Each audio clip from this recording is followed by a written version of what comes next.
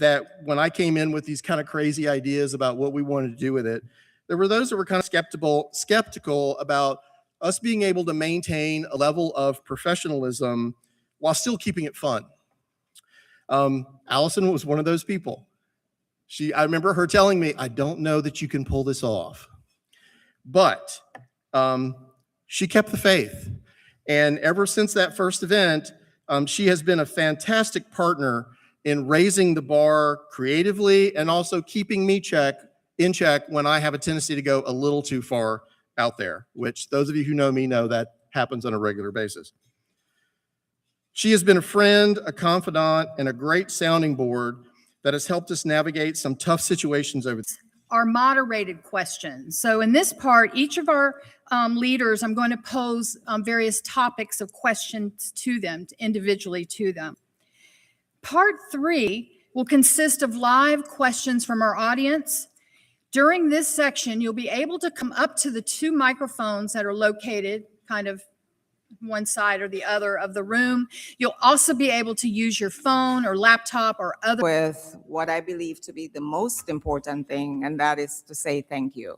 A deep sense of gratitude to Dee Crawford, Felicia. It's a large team, but we are, James Rorty, we are completely on the courses and many other types of approved experiences, ensuring that every undergraduate, everyone,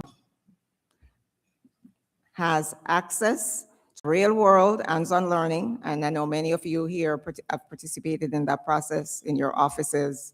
I know the VPs are also very instrumental in making sure that we can continue to increase the opportunities for students. And another notable achievement, we had more than 1,500 employers come to campus and actively recruit our students. So our team in career services, they have been busier than ever. It's been the highest level of employer engagement to date. So truly impactful, inspirational.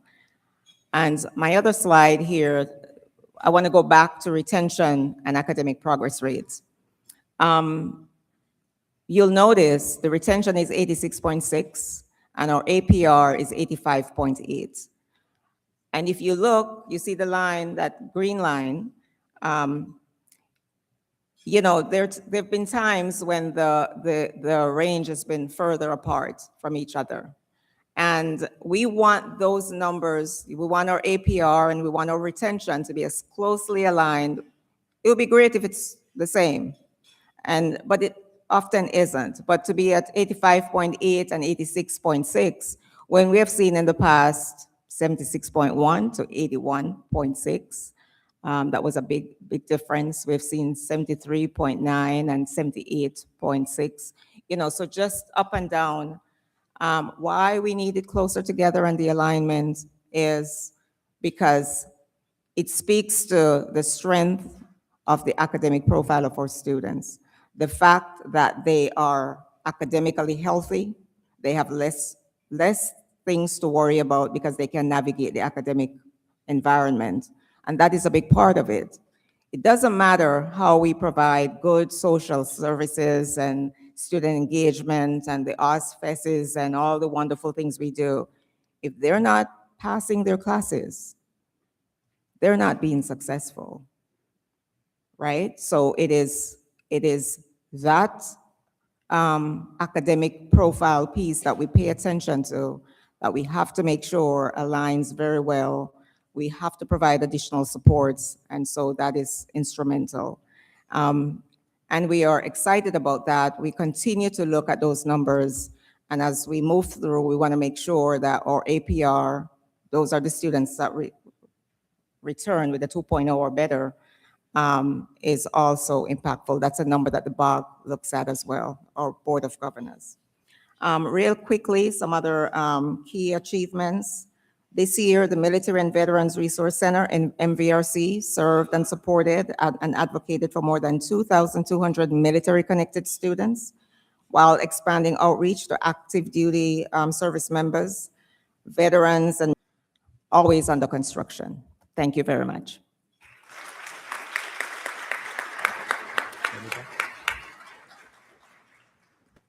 Okay, let's see. Good segue. So we're going to start, as I think I always do. As the provost said, there's a lot of construction going on campus. I think everyone's seen fences everywhere. We're going to try to get some of those down this summer, but there'll probably be some new ones going up. But that's a sign of progress, right?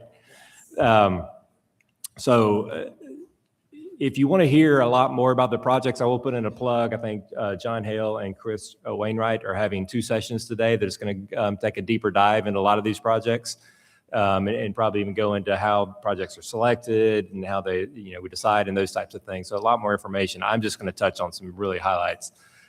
We have 50 to 60 ongoing projects right now. I mean, it's massive. There's just a lot going on. And I've, got 5 here. What I've tried to highlight are 5 of the bigger ones, some that I think that people are interested in, and certainly see fences everywhere. First, the Coggin College of Business Addition. This has been ongoing for 2 or 3 years. This has been it may not seem like it, it's been one of the more complex projects that we've done here, because we're effectively building a new building while connecting it to 2 other existing buildings and making sure, it's like a bridge. It had to come together perfectly. But this, fingers crossed, should be open in the fall. So we'll be getting the fences down, getting everything out front looking pretty again. So it should be a really beautiful part of campus, and ready for fall when it opens. Hopefully everyone here has heard about this one, Student Success Center. This will absolutely probably it will transform the face of campus. It's going to be a massive expansion over there next to the green, across from the Fine Arts Center. It's going to become a hub of activity for students. One of the things, we go through a master plan process every 5 years, and we have groups come in and tell us what kind of space we need and don't need and all this. And one of the things the last time they said was, we need more student activity space. We're really lacking in just study space and hangout space. We have a student union, but with everything else, growth and everything else going on, we just needed more activity space. So this is going to be one of the more exciting spaces. If you're interested, there is a video online. You can go to the campus planning website. It's a beautiful video. It kind of takes, obviously it's AI, but it kind of what the building's going to look like and how the vibe and everything. It's going to be wonderful. Hicks Honors College Academic Building. This past fall, we opened the new residence hall for honors. And then this current year, the state funded us for a new academic building part of that facility. So it's going to be next to the residence hall, but it will be the offices and classrooms and all that for honors. Very exciting. Ann Hicks and her family has donated money for that building as well. As they've done so many wonderful projects around here, so that will continue. 30 North Apartment Complex. This one is not one that we are building, but it is for our students. So if you've been over to Hicks Hall in the last year, you've probably seen a lot of construction across the parking lot from us. This is an agreement we reached with Chance Partners, a local development company that has actually done residence halls for other universities around the Southeast. They agreed to come in and build apartments solely for our students. So they're not going to rent out to anybody else. I do think they will rent to faculty and staff if anyone is interested. But it's going to be 700 beds, apartment complex, solely for the UNF family. That should be open in the fall of 27. If you go by there, it's progressing rapidly. The main building you see there, the leasing office and those types of things, actually may be done, or not may, it'll probably be done in the next, I would say, 6 to 12 months. So they can actually start renting rooms out. Hodges Stadium expansion. Hodges has been here, the stadium has been here probably close to 30 years at this point. It is in dire need of a renovation. We actually had an estate gift, part of the Kernan Hodges estate that had left money to go directly toward the stadium and its upkeep and maintenance and renovation. The city also gave us money this year to match that. So we're going to start this year with a lot of infrastructure needs. It's going to get obviously new bathrooms, new locker rooms. Everything will be freshened up, new seating, new HVAC, new elevators, all that kind of stuff. Much needed. And then hopefully next year we'll get some more additional funding, and you can see the covered canopy and that kind of stuff. We have a lot of events and a lot of city and outside events that go in here. So there is a huge economic impact for the city. So they definitely recognize that. As we continue, we've got bids for the Olympic trials and all this kind of stuff coming. So there could be a lot of exciting things happening here. Also with the city, a shared use path. If you've been around Jacksonville, you see a lot of, and if you've been on Kernan, you see kind of on the side of Kernan, you see a pathway that's just for pedestrians and bicycles. There's been one that comes through the town center. So the city wants to be able to connect those two. So you can see if you've been over toward the Child Development Center and the police department, you probably see road work going on over there. That's what this is. So they're going to build a shared use path that connects from the town center all the way over to Kernan. And then hopefully we can in future years be able to come around the loop and actually create a similar type shared path use around the full loop as well. Yeah, I was going to skip that budget update. Budget update, Todd, I know you gave me a 2-minute warning. The budget update will be really quick. We don't have one. In case you followed the news, that the state did not pass a budget in this year's legislative session. They called a special session, which will begin next week. We are hopefully going to hear by the end of this month and continue accordingly. I'm not sure how good a year from the state perspective budgetarily this is going to be. So I'm not holding my breath. The good news, as Provost Patterson pointed out, we are growing. So we do have additional tuition dollars coming in, which is a positive for us. But more to come on this. We're hoping to have the budget still finalized by early June. Presidential search, not going to spend a lot of time on this either. We're pretty much, I think everyone knows, we're in a search. We're kind of what we call a quiet phase right now. It has been advertised. The search firm is out there actively recruiting. There is a website up. You can keep up to date on what is going on. I would not expect to see anything publicly till probably the July timeframe, though.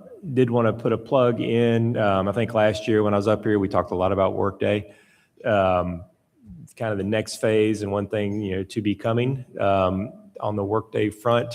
Procurement Services has been actively working on a replacement and an enhancement on both iContracts and strategic sourcing. So how vendors register and then how you put contracts through will all be within Workday as well. And that's it. Thank you very much.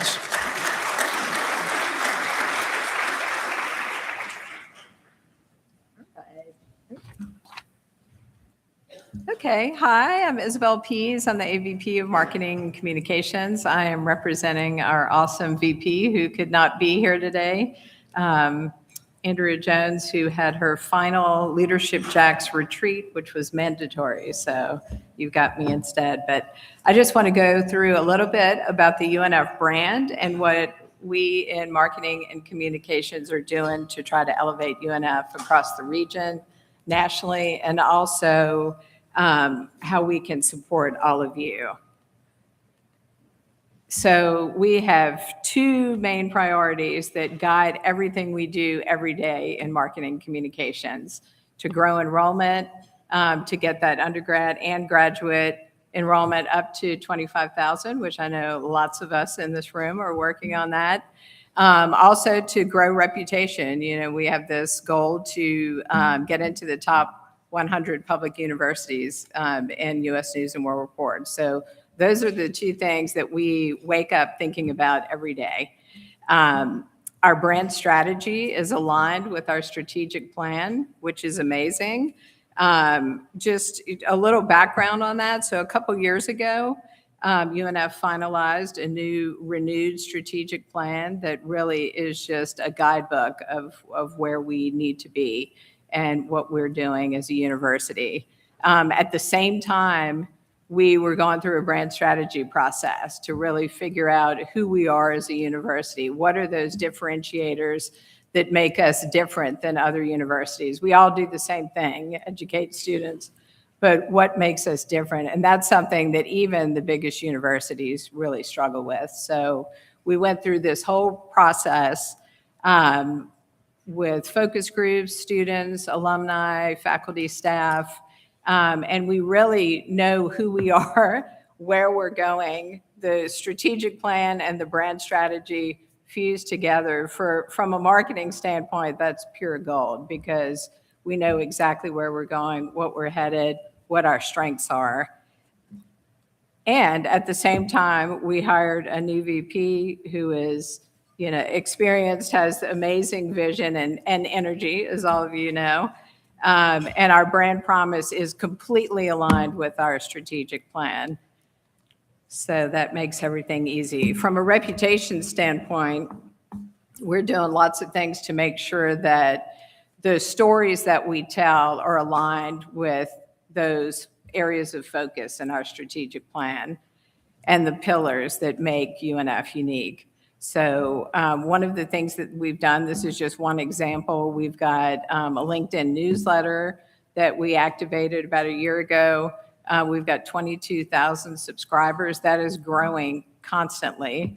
And that is something that is messaging to key strategic leaders in the area. So decision makers and those kinds of folks. So other things that we're doing from a national standpoint, really to help grow the U.S. News and World Report rankings. We're trying to elevate all the great things that we're doing here at UNF. So we had an AI for Work and Life certificate that was free that we've been sharing nationally. We had 55,000 register for that, which is unbelievable. We recently offered it. It is now paid for the certificate, but we recently offered it for free to strategically to some higher ed leaders. So really trying to get out the word of what we're doing and all the great things that everybody in this room is doing. We've done some kind of unique things. We shared boxes right around National School Counseling Week with counselors and out of state to share everything that makes UNF unique. So all of our proof points, these are areas that we're focused on for enrollment. We also have shared those locally with our counselors as kind of an appreciation and to also stay connected to our high schools. So that was very much appreciated, and we got a lot of good feedback on that. We also have some case studies that folks in the provost office have written that are amazing about the great things that's being done there that we've shared with higher ed leaders throughout the country. So really just trying to get UNF out there. And these are just a few examples of the things that we're doing all the time. Really have a much more strategic partnership with enrollment now that has grown over the last few years. We're constantly in communication with them, trying to support in any way we can. Always looking for new ways to reach our students, to reach parents, to reach counselors, and to share what we're doing here at UNF and why this is a destination of choice for prospective students. We're working with campus partners across the university in many different ways on this. Everything we're doing is data-based. We've, even from an advertising standpoint, we're constantly looking at the data to see, what messages are resonating, how can we tweak things, and also what areas need to grow, working with enrollment, working with the grad school to really figure out where the needs are and where we can support in the best way possible. The other thing that we're doing is trying to provide all of you support and tools that you can use to get your message across. One of the things that we've done over the last I think we launched it about a year and a half ago, but is an enterprise system for Canvas. So this is a design tool where we have created all these templates. Most areas have someone that's in Canva. So we have all these brand approved templates from brochures, from social media posts, all these things that are brand approved. They all are within, include some messaging, all the brand features. So those are available for the entire university. And if you need to be in, or you have a marketing person in your area that creates things for you, please let us know, because we can get you in to that. We also switched to a new digital asset management system, Photo Shelter, and we've curated this. So we've got the best of photography. So we've got best teaching and learning. If you're looking for student life photos or photos about campus, commencement photos, all these things that we use in our advertising every day, whether it's on the website or an ad, that's another enterprise tool that we're offering to campus partners. And we've also have our VP host a bi-weekly Teams meeting that with our campus communicators. So anyone who is doing any kind of marketing or communications across the university is welcome to be a part of this group. It's grown to over 100 folks. She gives updates. It's a chance for campus partners to talk about what's going on in their areas. So anyway, I see my little stop button message there. So I'm going to stop, but we're just here to support all of you and appreciate the opportunity to collaborate. I will pass to Megan.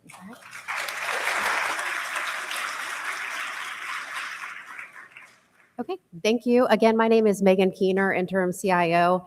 And I do want to echo Dr. Patterson's thanks to all of you. Our strength really comes in our teamwork, and I appreciate the partnerships that we have across the entire campus.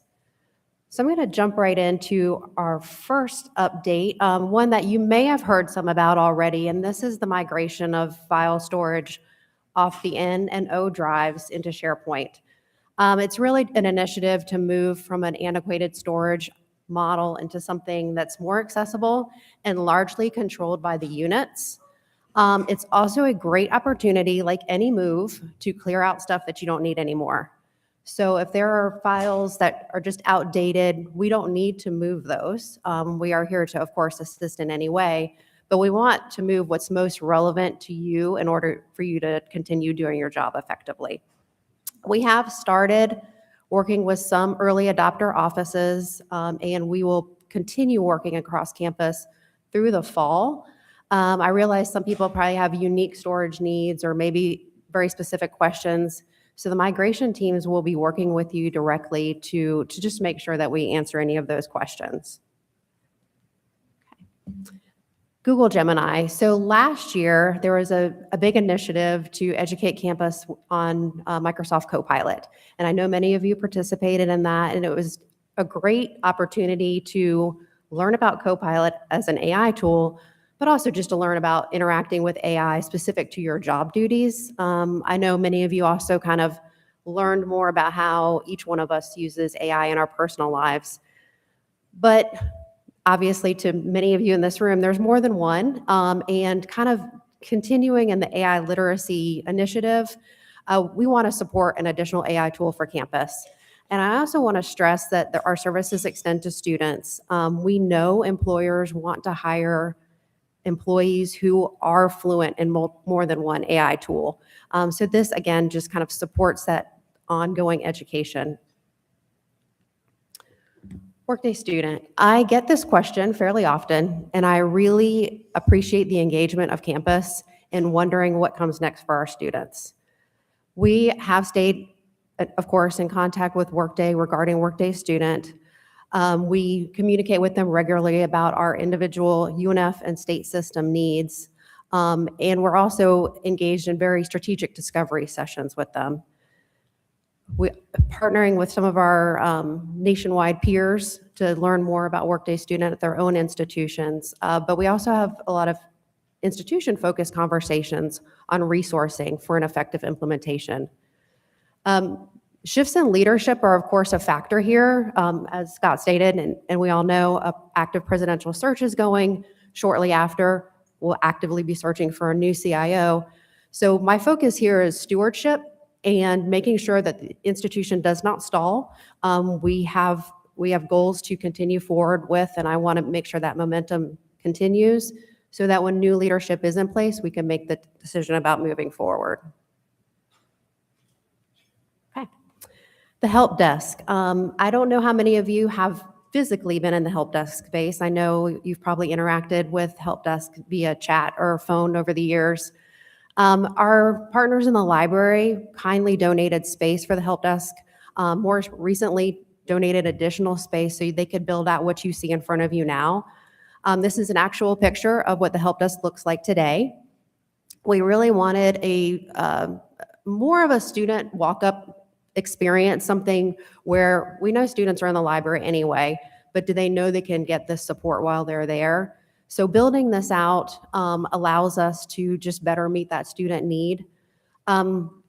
Behind this space is also additional office space where the students who work at the help desk can sit kind of in a collective area and really work collaboratively. The on-the-job experience they get is really invaluable, but making sure that they can kind of work in that cluster is really important. And finally, esports. Our UNF flight deck had its grand opening in February, which I hope many of you were able to attend. This work was ongoing for years, but culminated this past year. And this team really, I just think this whole initiative really surpassed expectations.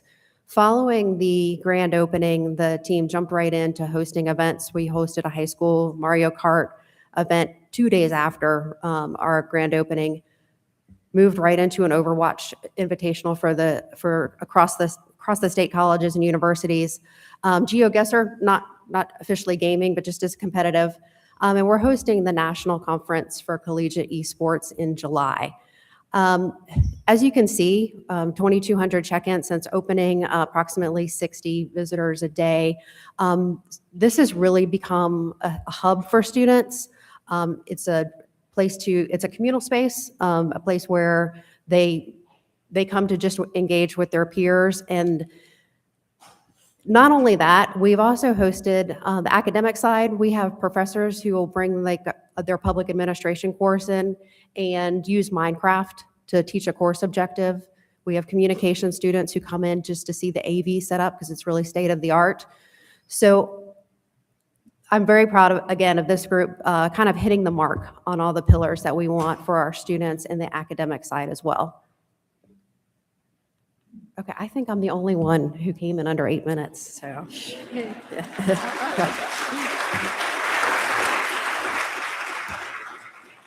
I'm gonna use your last 2 minutes real quick because there's one thing I leaned over the provost. It's like one of the biggest things that we did this past year. None of us actually mentioned. I saw my friend Chadwick out there, so I felt really remiss. We actually have been undergoing a new accreditation with Higher Learning Commission, HLC.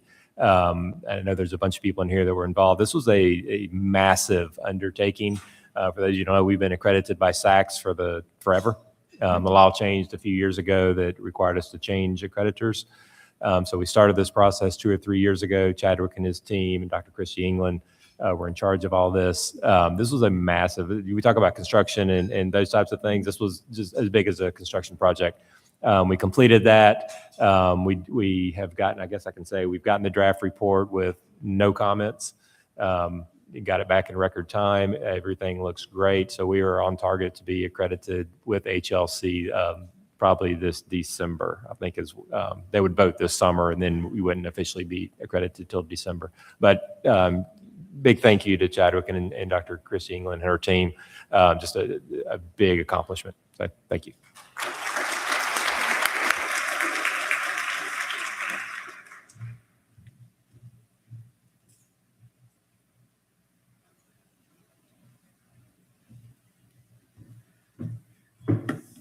So that was fantastic insight from our panelists. Thank you very much.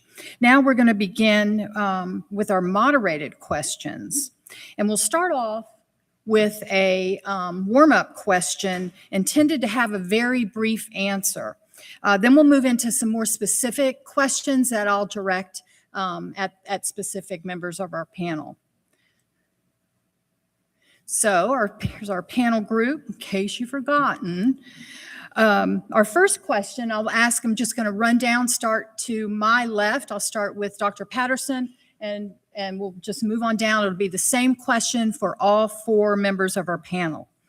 What was the boldest lift or toughest hurdle your division or department tackled this year? Enrollment targets, meeting our enrollment targets. Without a doubt, that was the toughest and continues to be. If we didn't have to pay attention to performance-based metrics, that would be easy, right? Because we could just enroll all the amazing students who want to come to UNF, but we can't do that. We can't enroll, meet targets, and at the same time increase quality all at once without some serious sacrifices and hard work. So that's where we are. We're working hard, and we continue to think about all the things we need to do, but that certainly has been one of the most critical areas and will continue to be for some time. Thank you. Thank you. Scott, what was your boldest lift or toughest hurdle? I think it's just the ongoing, probably managing the growth from certainly from a financial perspective. So keeping all that on track. We're having to work closely with all the people up here, making sure that we can support the growth and the initiatives that they're all undergoing. Thank you. Isabel, how about you? Yeah, so enrollment and reputation obviously are huge, but I'm thinking of one specific project. So we rethought homecoming this year and really brought together the entire campus community. It was huge collaboration. And I think that was probably one of the most gratifying to see. We introduced a new Aussie and we had pyrotechnics, which was awesome. Hence my picture that we showed earlier. But just seeing the campus community come together and really work it through that, it was a lot of work, but it was awesome. And it was a lot of fun and great. So I think that one. You'll realize how stressful pyrotechnics and fireworks inside is for me, right? And Scott let us do it, and that was awesome. And I will say, I think we raised attendance at the tailgate like 600% or something. So that was just amazing. It was a fun time. How about you, Megan? I'm just going to quickly revisit esports because I also want to point out that I think that was a campus-wide accomplishment. It would not have happened if we didn't have people willing to engage with the city, campus planning to help us along the way, our partners in the student union. I feel like that was truly the campus coming together to make that happen. Thank you. Yeah, that was also, the opening was phenomenal. Provost Patterson, this question is for you. With UNF reaching new heights in enrollment, retention, and workforce readiness, what one factor has most propelled us toward these gains? So, like I started, intentional and committed teamwork. We're not able to do anything without the consistent effort of the team. So specifically, the operational model of student success. We've matured from, single units doing great things, but working by themselves largely, to coordinating, connecting, coming together, working together. Or advising, making sure that everything is integrated, orientation, from enrollment management all the way through to commencement.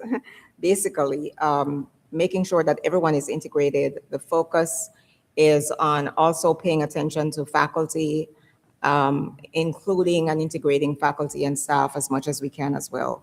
So it's not just a lift for the immediate team.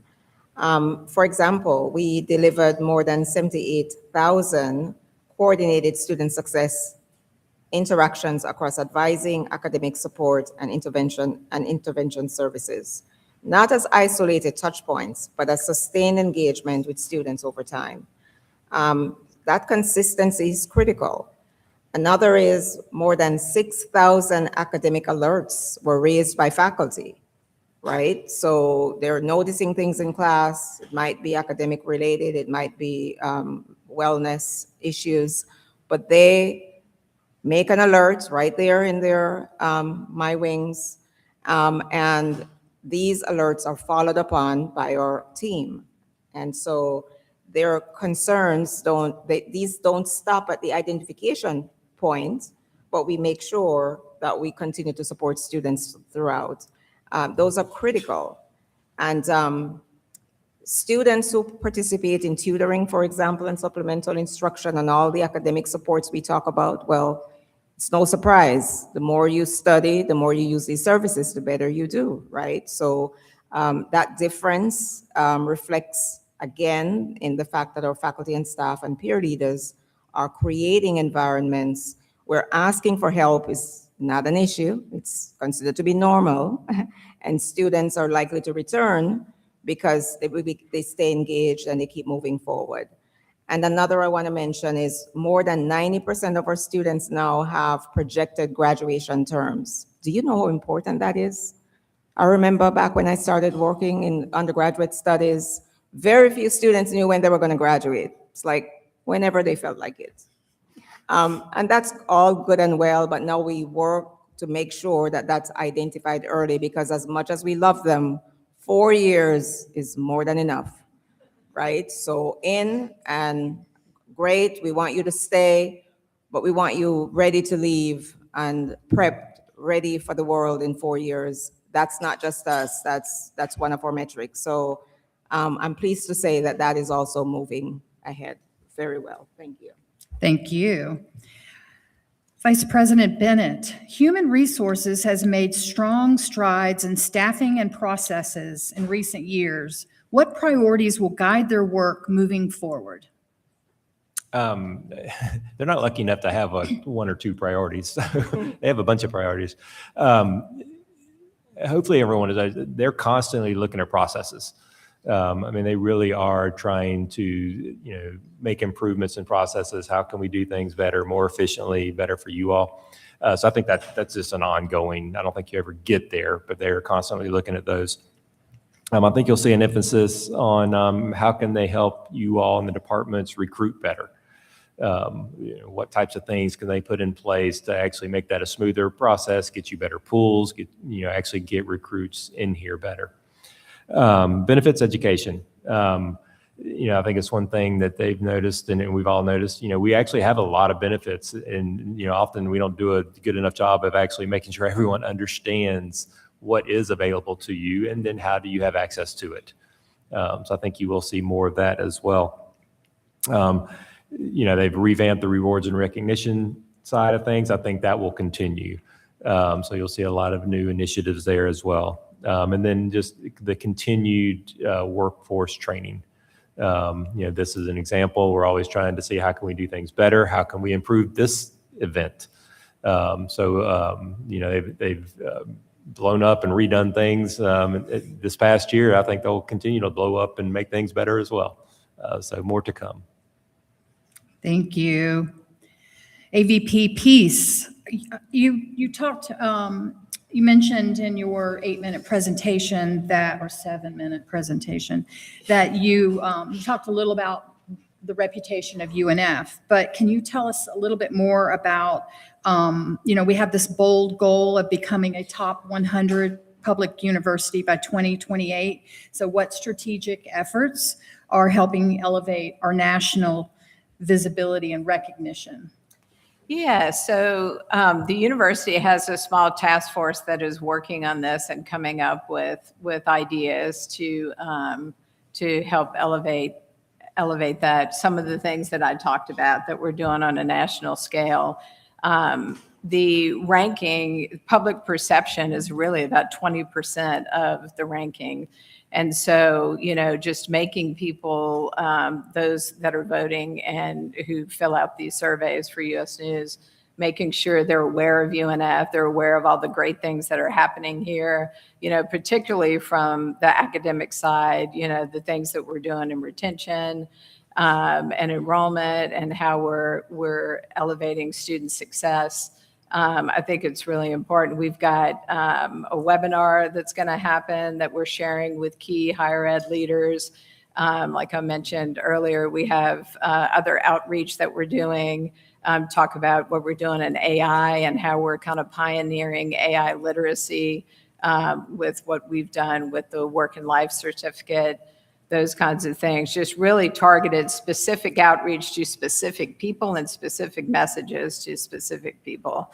And our VP of Institutional Research is helping us with that. So we greatly appreciate that. But yeah, just lots of different outreach to national higher ed leaders.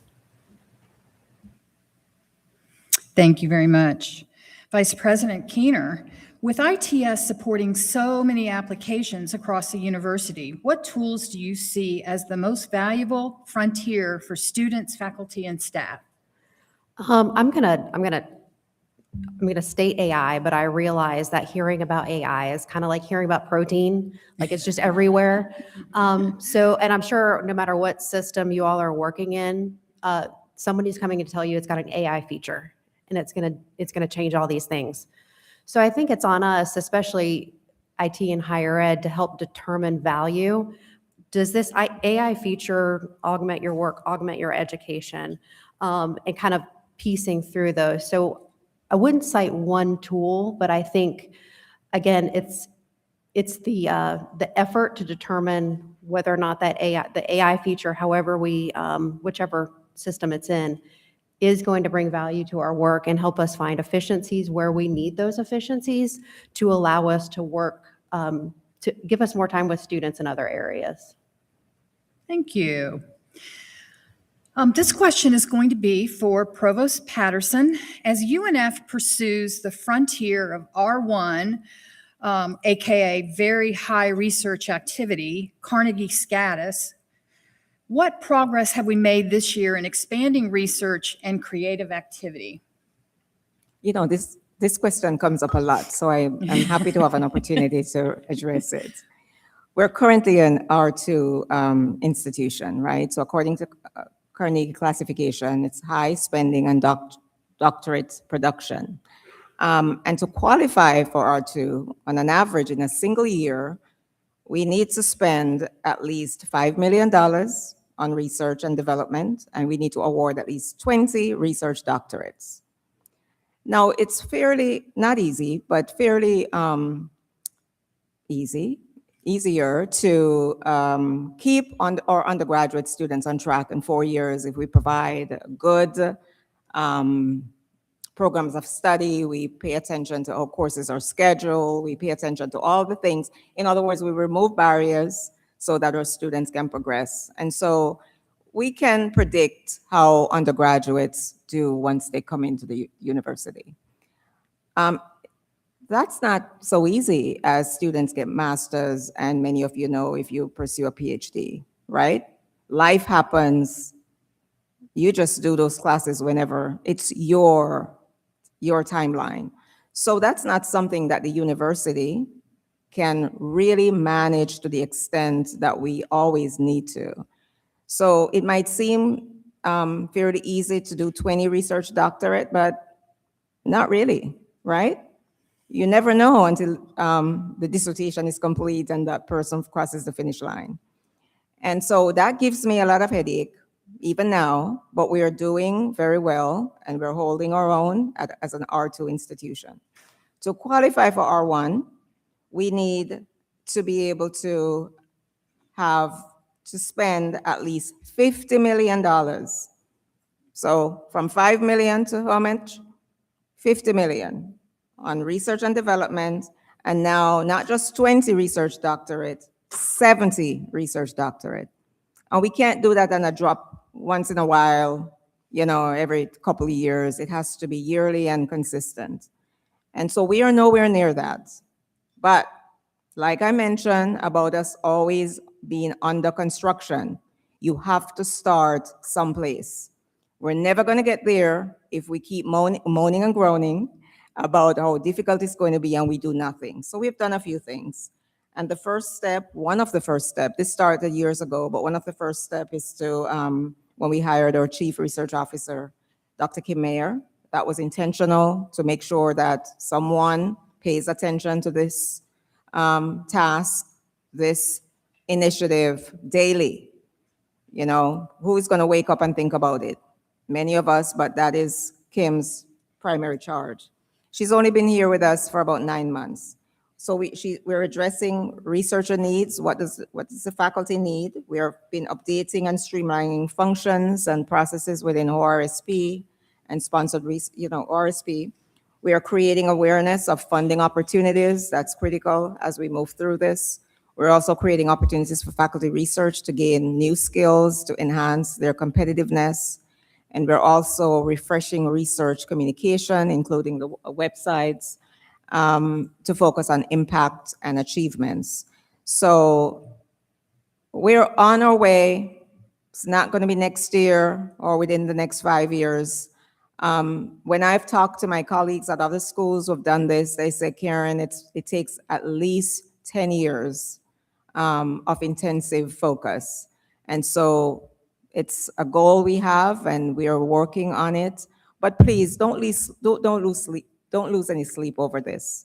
Just let's all work together collaboratively as we do as a team to achieve the goals that we have. Thank you. Thank you very much. We are now going to move into our, so I skipped that. We're going to move into our part 3, which is our questions from the audience.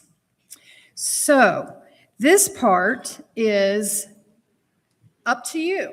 The success of this all comes from the audience. So we've got our 2 microphones in the room, and you're welcome to walk up to those. It may take a minute to call on you because we will hopefully have questions queued up, but we will call on you to answer your question. You can also use a web browser. So any web browser, you're going to go to pollev.com/UNF and then type in your question and hit submit.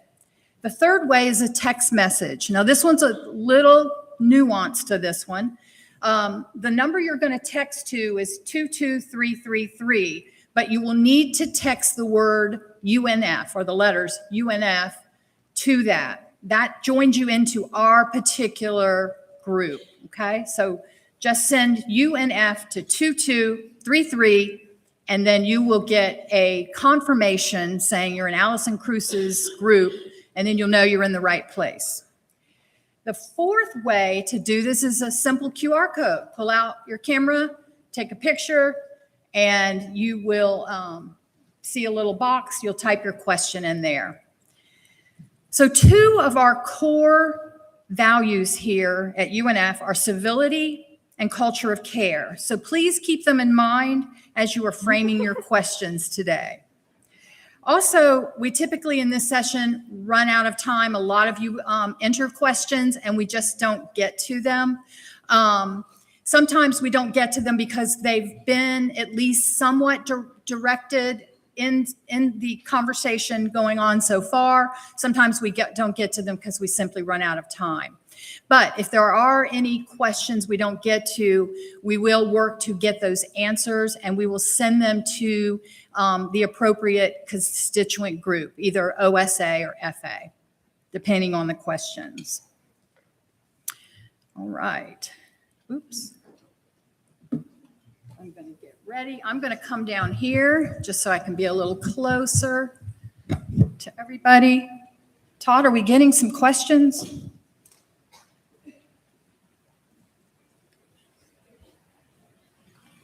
I think I'll go for a warm-up question. I'll go for a warm-up question while we're waiting for some of you to formulate your question. And this is not really a warm-up question. It's more like one of the questions we had planned to ask today, but didn't quite get enough time. And this one is going to be directed to Scott. So Scott, on May 5th, UNF completed a full-scale active assailant assistance and reunification exercise with the Jacksonville Sheriff's Office, Florida Highway Patrol, Jacksonville Fire and Rescue, and some others to test our readiness, coordination, and response capabilities across agencies and university departments. 2 days out, and we know it's still being assessed, but what can you share so far regarding lessons learned? Yeah, this was actually a really cool event to be a part of and to witness. I guess I wasn't truly that much of a part of it. It was almost two phases. As Allison said, it was definitely interagency. Not only UPD and JSO and state troopers, we also had JFRD. We even had the beaches, Atlantic Beach, Jax Beach, Neptune Beach, their first responders as well. So there was, I think, a couple hundred first responders here. They simulated a active shooter in the student union. So if you're over there or around there, I mean, there were gunshots, there was, simulated blood, there were fatality. I mean, it was as real as you can get. And so rushing in, taking the assailant down, and then, how they cleared buildings, how they worked together, all that kind of stuff. So it was very impressive to watch. And then subsequent to that, we, the university, then initiated our incident response team over in Hicks Hall and in the Reunification Center. So as victims and students and parents we had a bunch of volunteers from around campus, kind of role playing. As they were coming over there, they needed counseling. They were missing their kids and trying to find out if their son or daughter was safe or not. We had people, some were transported to hospitals, all this kind of stuff. So dealing with all that. So it was a lot. Overall, it was a really good day. As Allison said, I haven't gotten back any of the post-incident reports. There's a lot that'll go into that. I'm sure there are things we can do better. That the early indications were that we should feel really lucky. One, that we never had an incident, and fingers crossed we never will have to use it. Our UPD handled things extremely well. So everything seemed to go, as planned from that perspective. Our incident command people certainly knew their roles, handled it well. For those of you that don't know, we hired a new emergency manager this past year, Amber Gadzik, which actually came from she had been former JSO, former city emergency manager. Was truly a rock star. So, I mean, everyone was thrilled with how she performed. So I think we're in good hands from an emergency management perspective. So that was certainly reassuring to see and hear. Great, thank you. I would like to keep you in the hot seat for a second. You kind of know this question is going to come up. Is there a tentative expectation of raises or bonuses to be announced around September, or should nothing be expected until a new president is selected and onboarded? It was either that or parking. I knew one of those two. And parking's coming. Yeah.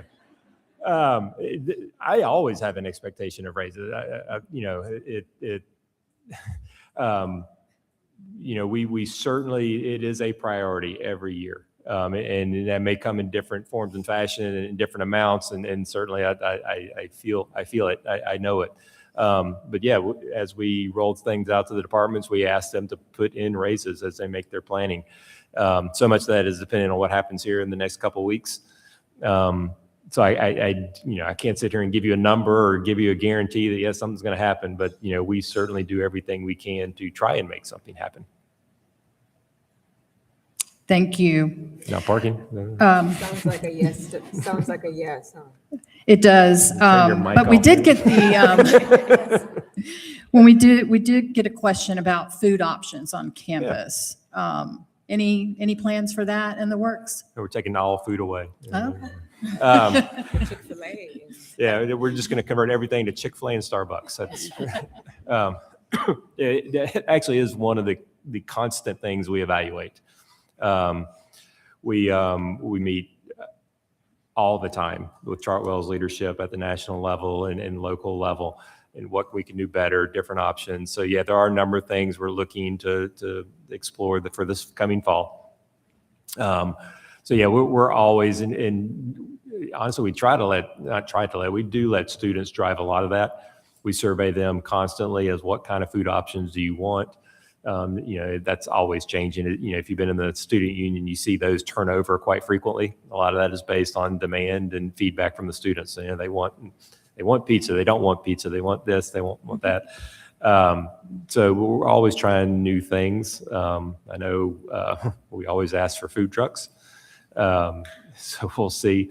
The ability to deliver food to offices. We're working with Chartwells to figure that out. But if you don't know, the worst kept secret, in the Student Success Center, we are going to have a full Chick-fil-A that goes there. So there'll be a new venue that goes into the old Chick-fil-A, and we're still looking at what that will be.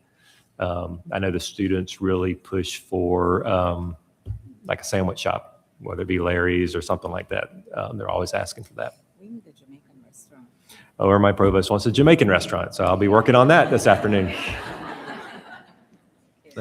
So Isabel, I think this is a question for you. For brand recognition, would UNF ever consider standardizing or moving to the single athletics logo?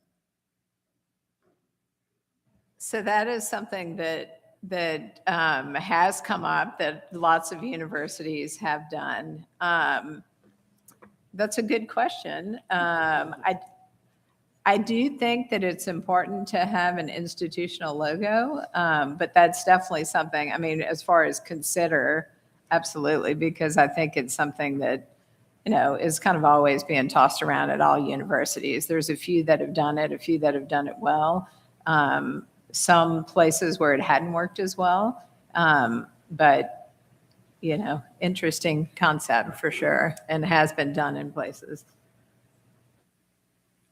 Thank you. With a plan for increased student enrollment, and this one is directed to our provost, how will the university support student resource departments to continue improved services? Very carefully. We just do. We'll try our best. We'll continue to build on what we already have. It's strategic, trying to be focused. It's taken a lot of intentionality to increase the academic supports. We've paid attention to adding new advisors and career counselors. That was something we planned for, put in the budget, was supported by our CFO and the Board of Trustees, or president at the time, and we'll continue to do those. We must. We have continued at UNF many times to, we do more with less, and that's hard and that's tiring. And so we're not trying to take people for granted. We know bringing more students here will require more people to pay attention, both at the faculty levels, but also staff. And it's not just academic and student support. If you think about it, as you increase the foot traffic on campus, you increase everything, or everything needs, another refresh. So careful analysis, paying attention, putting it in the budget, and then trying to prioritize as much as we can. Thank you. This might be a question for all of you. How do we best retain our culture in this time of intense growth? I think I would go back to what we consider to be important here at UNF. How do you, if you think of UNF and you think of words that would come to mind, and you think of the civility and the culture of care that we talk about and that we all need to emulate and model and lead by example, what are those things that we would need? And so we will want to stay focused on that. One of the things that I know for sure is that our faculty really pay attention to our students and they get to know them. And so whether we have small class sizes or not, that connection between the faculty and, for example, undergraduate research, or the multiple opportunities we're now providing for experiential learning, provides a clearer path for us to maintain the connection we have with students and with each other. You know, we're not isolated beings. We don't just sit in our office and do work. We're not just at the computer, but what is the purpose? And so as we grow, I think it's important to be intentional. You know, think about the audience we're serving. We wouldn't exist here without students. I know some people would disagree, but this is a university. We're serving students. And so whatever you're doing, doesn't matter. You're part of that equation that leads to that should lead to successful outcomes. And so I think if we focus on those things, it's pretty clear. Yeah, and I guess let's not miss the point. We're not going to meet our goals without this culture. I mean, you know, part of this culture is these students coming in and feeling supported and being successful.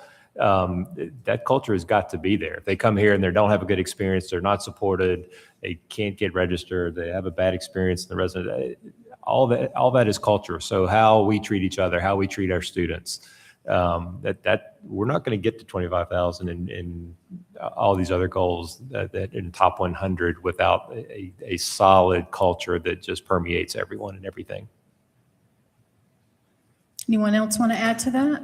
Yeah, I'll add to that. I still come back to, you know, the strategic plan being such a big part and such a unifying factor for the university, because we're all rowing in the same direction and we all have the same goals, and it's really creating tremendous collaboration, I feel like, across the university. So, and culture of care, you know, and growing the culture on campus is one of those pillars. So that is blended. It's part of the strategic plan as well. But, and I think that there's so many staff that have done such a good job providing more activities for faculty and staff and more opportunities to get together, like Feathering the Nest that we had before school started, and I know we're doing that again. But there's lots of events too to bring everybody together and celebrate successes. Yeah, and I'll just add quickly that I think a lot of that establishing a culture can start within our own units. Just kind of what we do together, the thoughtful purpose that we bring to each day, and kind of what we want to establish in smaller groups. And then I feel that kind of can have a ripple effect out. Thank you very much.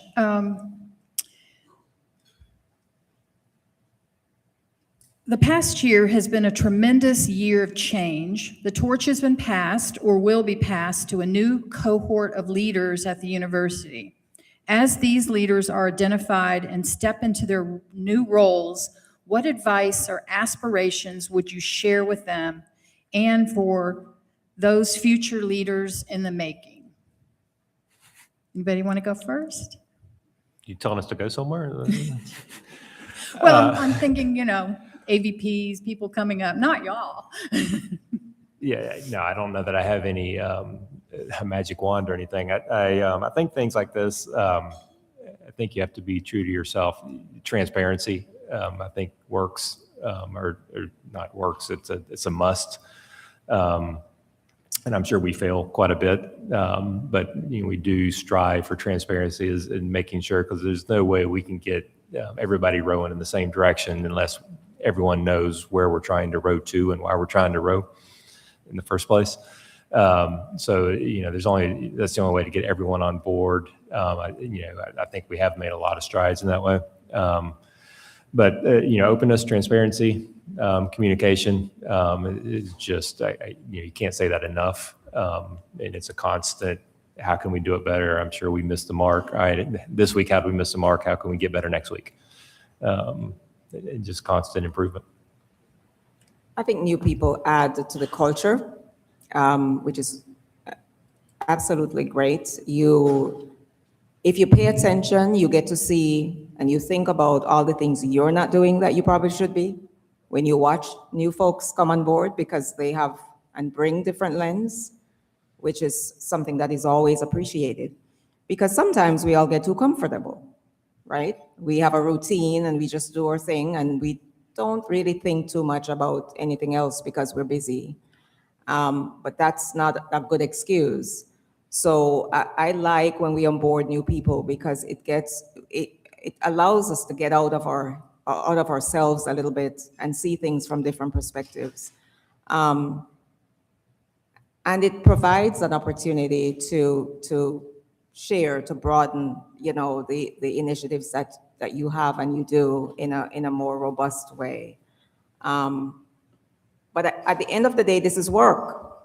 We're here, we're at UNF. It's not easy. The jobs aren't always easy.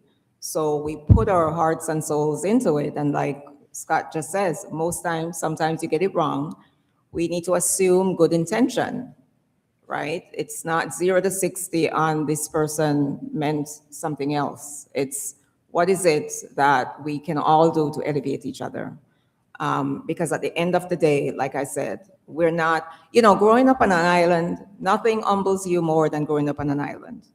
Or when you look and you see the hurricane coming, and it is bigger than the island on the map, and you realize you have no 95 to go to, no, go up 95, I-95 and whatnot, and it doesn't matter what you have, you are just like everyone else. And coming here at UNF, it's the same thing. We will not be successful. We cannot be successful without each other. I don't care what division you're in. If we're not all making it, then we're all failing. And so when we put ourselves into those with that framework in mind, when we come every day, I think it gives us a different perspective. Thank you. I'll just say quickly, be comfortable not knowing everything. Like, it is okay not to know every process. UNF's a little city, and there's parts of it that some of us probably have not experienced. And I just think being willing to be open to that learning is important. Great. I'm going to come back to you, Megan, with this next question. As AI becomes more integrated into higher education, how is UNF approaching policy development, training, and ethical use? So collaboratively, as some of you may know, AI Council was founded 2 years ago, and that comprises faculty members, members from campus offices, all coming together to kind of talk through a lot of these questions. I know academic affairs has been key in academic policy. I applaud the amendment to the syllabus policy asking faculty members to state their stance on AI so that students go in knowing, because students are coming into us saying, we're not sure. It's a different K through 12 experience. So we have to work together because everybody's perspective really brings something to the table. And how AI is used in research is a very different experience from how AI may be used in the classroom. So I think having everybody at the table to kind of discern where those paths lie, and then what we need to do to continue helping our students to, again, achieve that fluency. So they're going into the workforce ready to work with AI, which we know is happening. There was another part to that question. I think I lost. You did policy training. Again, I think just for our own staff and faculty to continue on the training how to effectively use the tools. How do we get comfortable with prompts? How do we get comfortable with incorporating it into our jobs? I know the Dr. Kane's efforts in teaching and learning will bring AI training specifically for faculty. So again, it's kind of that collaborative approach and just knowing which front we want to tackle first. Thank you. We had a few questions about parking, so I'm going to go ahead and put them all together into one question. So we know there's a lot of construction. We know we've got new buildings. We know we're growing enrollment. Any plans for a new parking garage? No.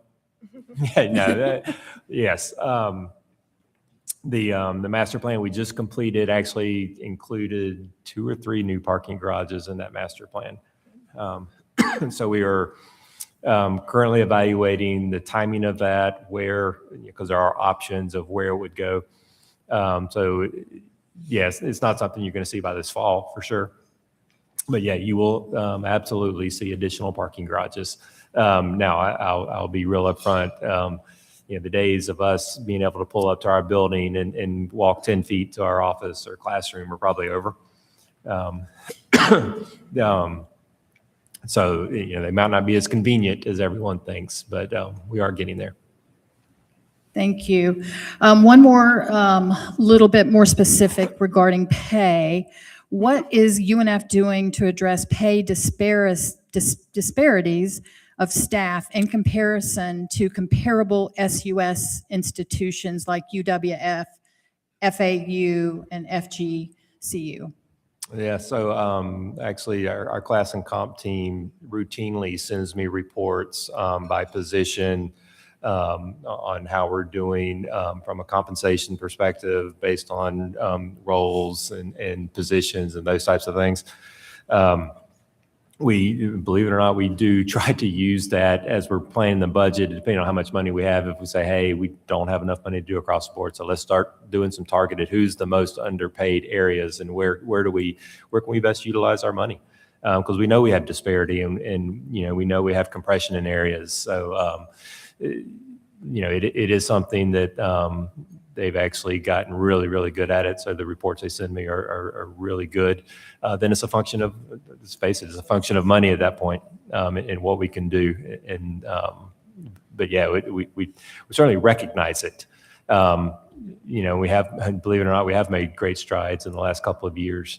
One of the things we do look at is, where are the what is a percentage of, staff not hitting that 25% of market range? That is going down. That doesn't make everyone feel better. I get it, but we are trying to monitor that as close as possible and trying to do a better job of listening to the recommendations of class and comp on where these blind spots are and where we can better utilize our funds. Great, thank you. So this is probably a question for all of you, I think, or whoever feels like answering it. If a donor came to you offering $5 million, where or how would you allocate it in the coming year?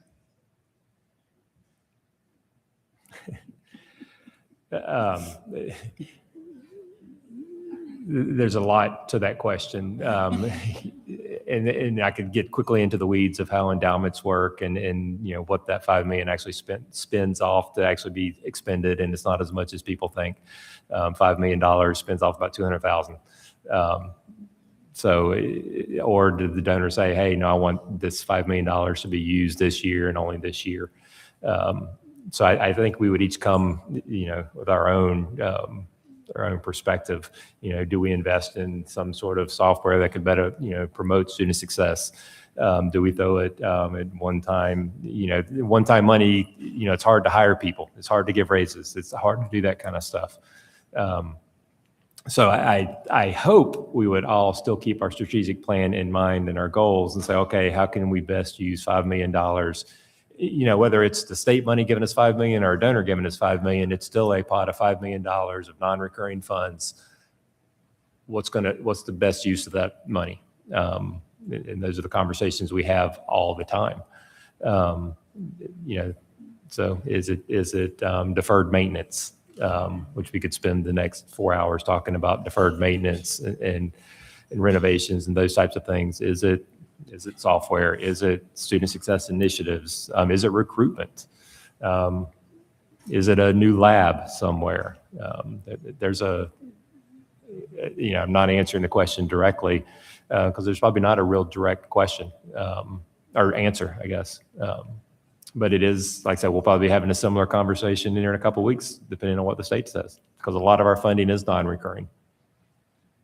And the only thing I would add to that, and I underscore everything he just said, it's keeping the strategic plan in mind and our priorities. And the only thing I would add is including the deans and maybe your department chairs to see about what those priorities might be that we sometimes miss. But additional funding always helps us to kind of take a second look. And so that's the only thing I would include. But Scott is right, and these are ongoing conversations we have. All right. So I think we've got a few more questions, but like I said, we will share these out with appropriate constituent groups in the next few weeks. But we are going to move on to the wrap up. And do we have Kelly in the room? I just want to make sure, because he's next to come up. Could somebody, yeah, thank you, Brian.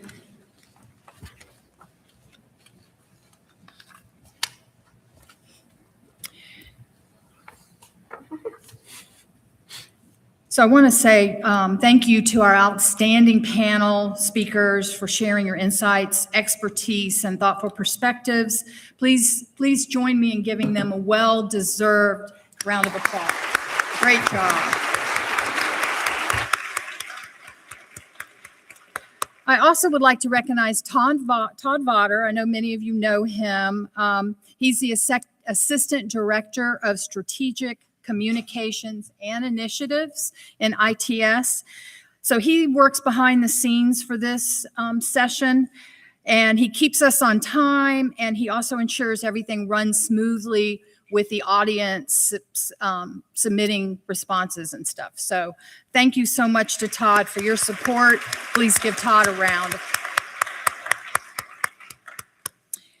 And I'd also, Kelly kind of shared with y'all that I am retiring, but after many years of moderating this session, I'm so excited, as you can see Abby's photo up on the screen. Dr. Abby Wilcox has graciously agreed to take on the moderator role going forward for this session.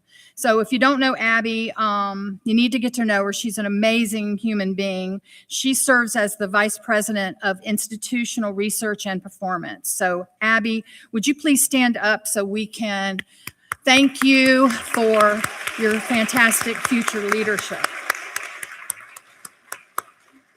I'm really excited that of all the great things you're going to do with this session going forward. So thank you very much. I've heard that retirement is simply a code word for having finally earned the right to be unreachable. So I'm looking forward to that next adventure. Thank you all very much for this opportunity to be part of Learn UNF over the years. And now I'm going to turn things over to Kelly. He's got some announcements and I know a raffle to give out. So thank you very much. Appreciate you being here today.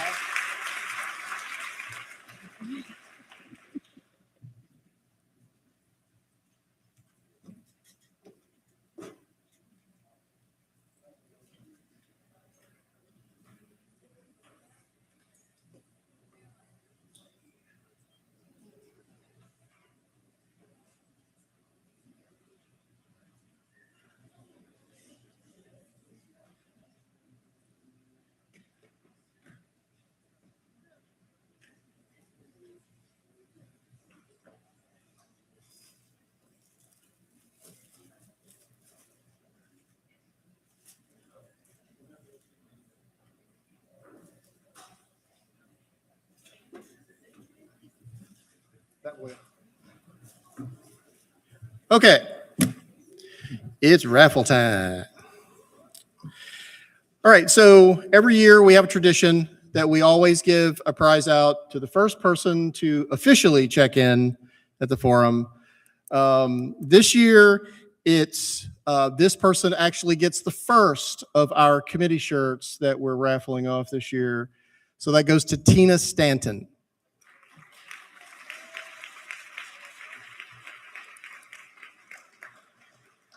I know Tina's got to be here somewhere because she checked in this morning. So she's somewhere in the building. All right. So we'll make sure Tina gets that.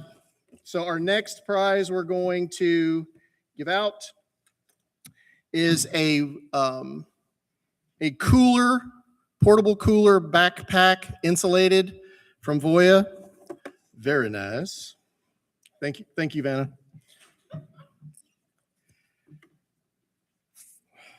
It's hell getting old. Okay. 472771. 472771. Ah, here we go.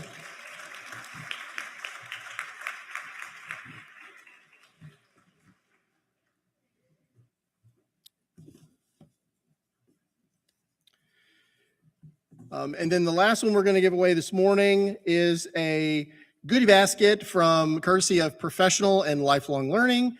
I believe there's also a certificate in there for $50 off one of their courses. So if you've ever wanted that wine tasting course, now's your chance. 472998. 472998.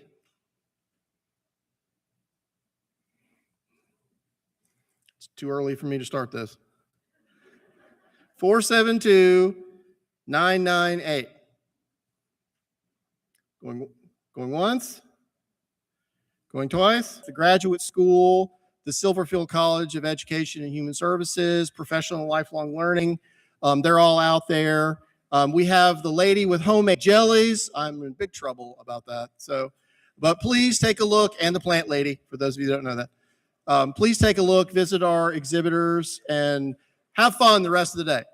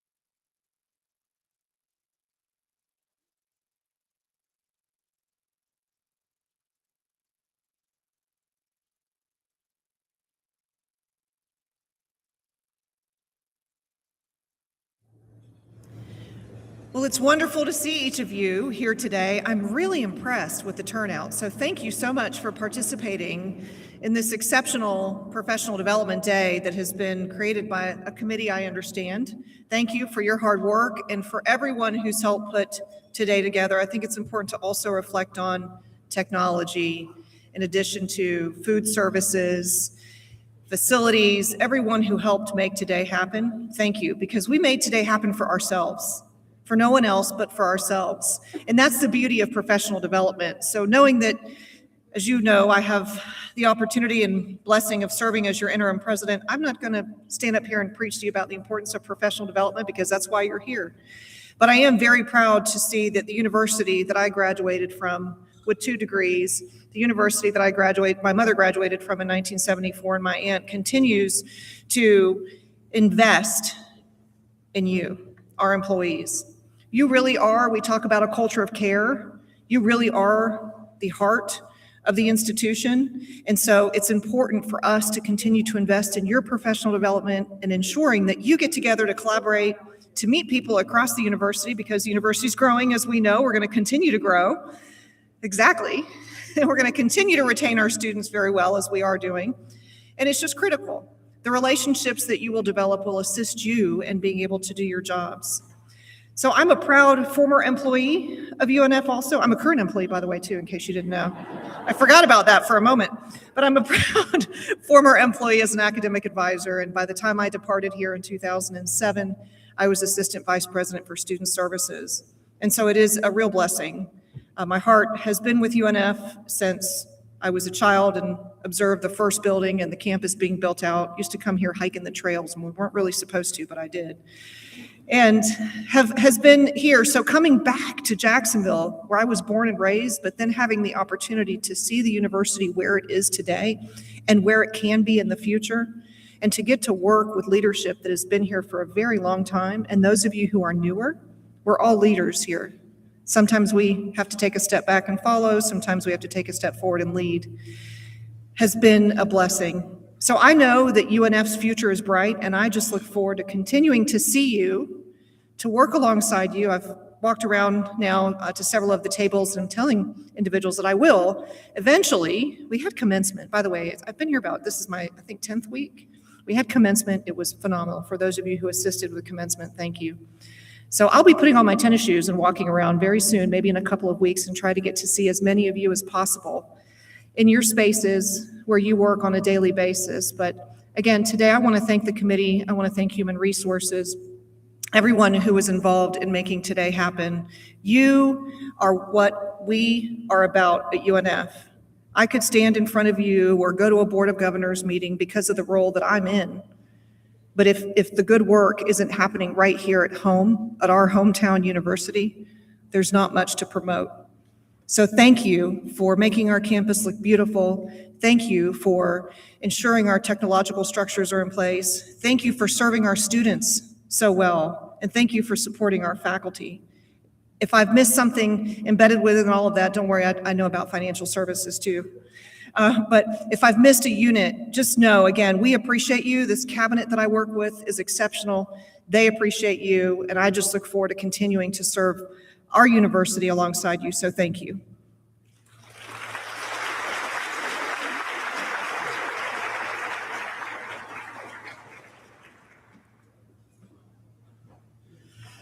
Okay, I'd like to invite Ms. Gail Stilson to come up, and she will recognize our last set of Presidential Excellence Award winners from spring of 2025. Gail?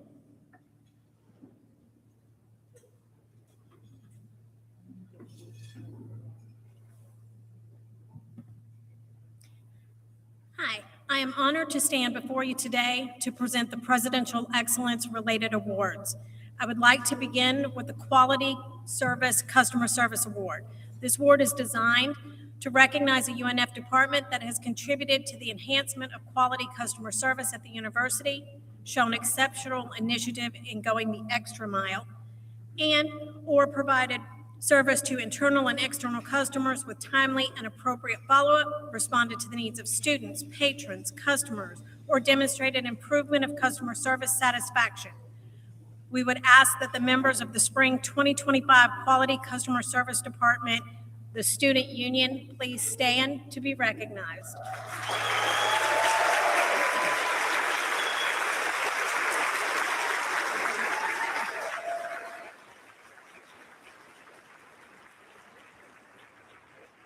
Now I'd like to move on to the Presidential Excellence Award, which is bestowed for notable contributions to the university that are significantly above and beyond the range of the job assignment and performance. Our runner-up for this cycle, over the past years, this individual has made the transformative contributions to the University of North Florida through her leadership in 2 strategic initiatives, the implementation of ServiceNow Security Incident Response, or SIR, and Vulnerability Response, VR modules, and her role as an AI ambassador promoting Microsoft Copilot. Her excellent work on the ServiceNow and VR modules will elevate the university's cyber security posture. She did not only lead the technical implementation, but also coordinated with multiple departments to ensure that the workflows were tailored to UNF's operational needs. Her ability to translate complex security requirements into scalable, usable, and friendly processes relates a level of excellence that inspires confidence across the institution. Please recognize the Spring 25 Presidential Excellence runner-up, Allie Tween.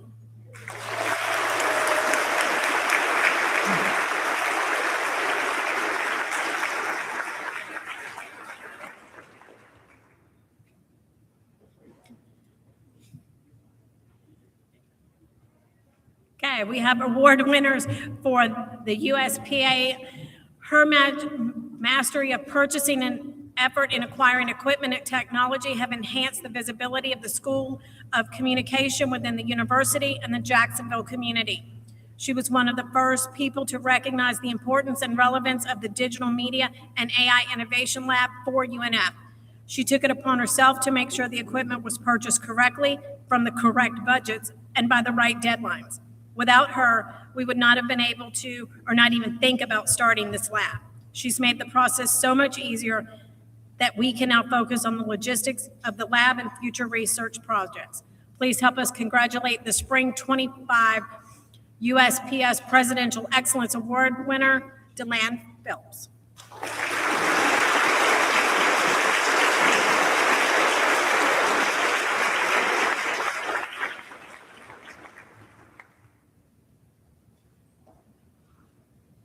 Okay, for our A&P Award, her performance and work reflect achievements that consistently go above and beyond the range of her job assignment and performance expectations. She provided critical assistance to the graduate school during a period of leadership transition. Her actions in this situation showcase her commitment to the university's success and her ability to handle challenging situations with hard work, patience, and a positive attitude. She provides exemplary project management on some of the most high-profile projects for the PMO. 2 standout examples are the General Data Protection Regulation Project and the Intranet Project, or UNF Central. She has been instrumental in advancing student success at the university.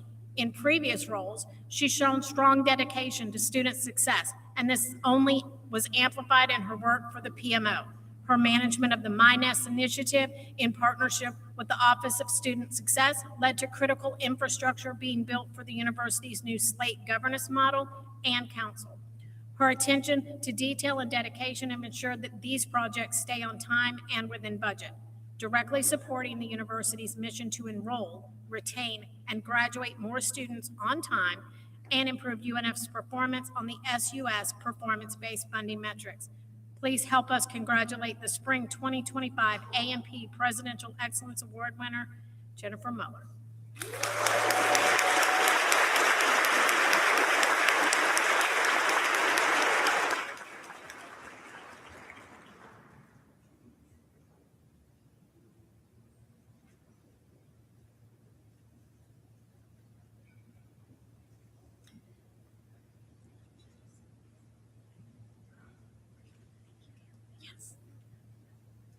Our next award is for the Spot Award. Spot Awards are designed to reward someone for an act that seemingly took little effort, but ultimately will have a lasting positive impression on students, faculty, staff, visitors, or safety in our workplace.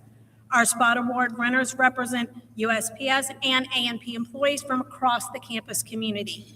Some of the efforts include providing emergent assistance to a student in need of medical care and taking phlebotomist roles, transforming scholarship application processes, organizing photo shoots for events, limiting impacts to students due to FAFSA changes, assisting students in searching for lost items, handling processes to help students find internships and employment within the community, and new onboarding processes for employers, placing needs on the business above previously planned time off, emergency golf cart repairs, assisting with workday hiring processes, restoration of the MOCA website, and other ITS assistance, ensuring the library remains spotless, including carefully dusting artwork, and personalized customer service for frustrated parents. Please help me welcome our SPOT Award winners to the stage. Sienna Aker.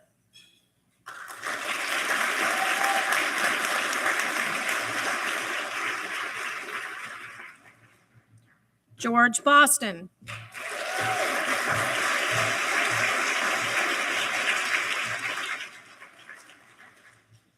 Maris Bryn. Misty DeSmit.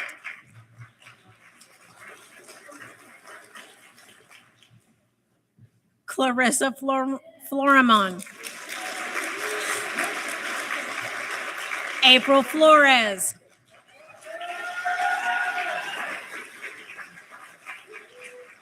Jasmine Graham.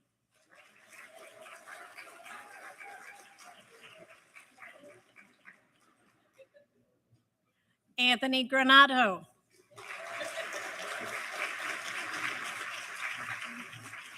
Robert Lesson.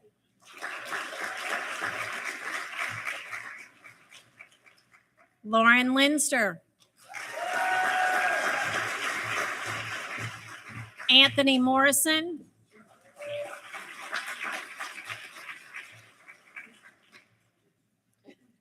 Joseph Naming.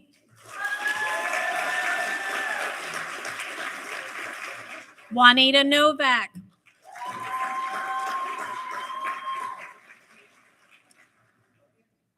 John Paredes.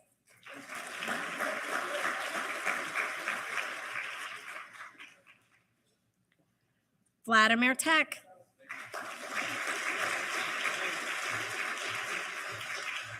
And last but certainly not least, Amy Woodbury.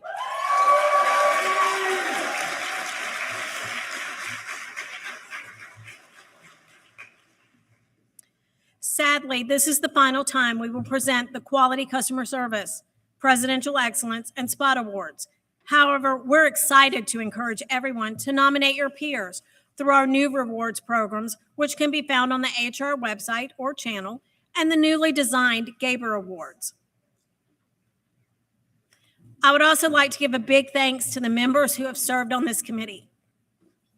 I ask that all members, past and present, who are in attendance today, please stand for everyone to recognize your dedication to recognition of the UNF community members.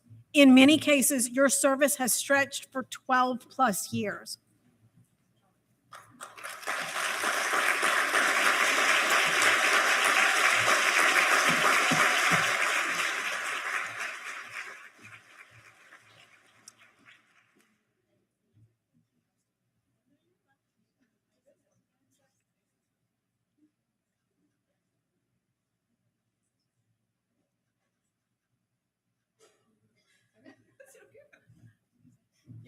All right, now to present the Gaber Award winners, I would like to welcome George Boston to the stage.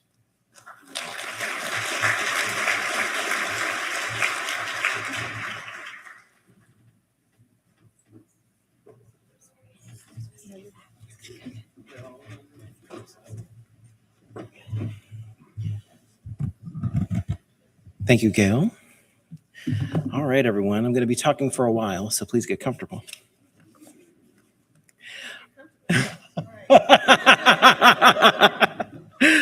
Dear colleagues and friends.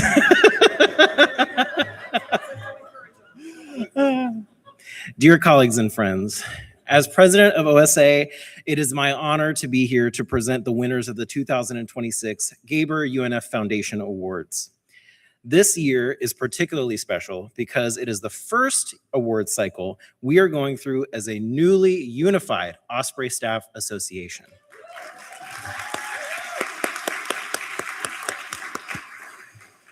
This year's Gaber Awards underwent a major redesign. Rather than selecting a USPS winner and runner-up and an A&P winner and runner-up, we introduced 3 dedication awards to honor the distinct contributions of our staff, along with the Distinguished Service Award, recognizing one individual whose work exemplifies excellence and truly reflects what it means to be an Osprey.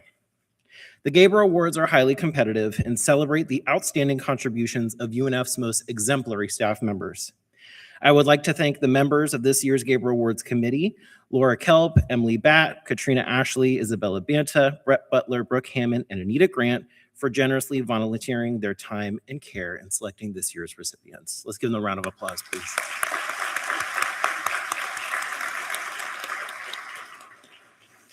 This year, the committee reviewed more than 70 nominations. On behalf of the entire group, I can say that all of the nominees were exceptionally deserving, and selecting the winners was no easy task. I would also like to extend my sincere appreciation to everyone who took the time to submit a nomination in recognition of a colleague's impact. Before we formally present the winners, I would like to invite Gaber Financial Solutions representative Sean Neary to the stage to say a few words.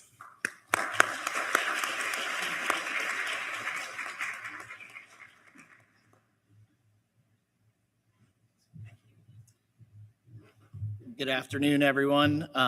As he mentioned, for those of you who don't know me, my name is Sean Neary, and I'm the Senior Financial Advisor at Gaber Financial Solutions.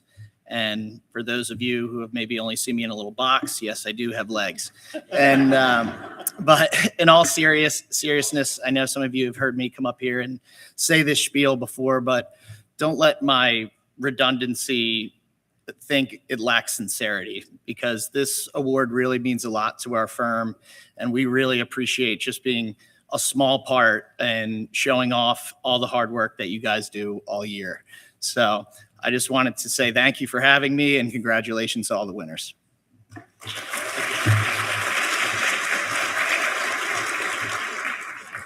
Thank you, Sean.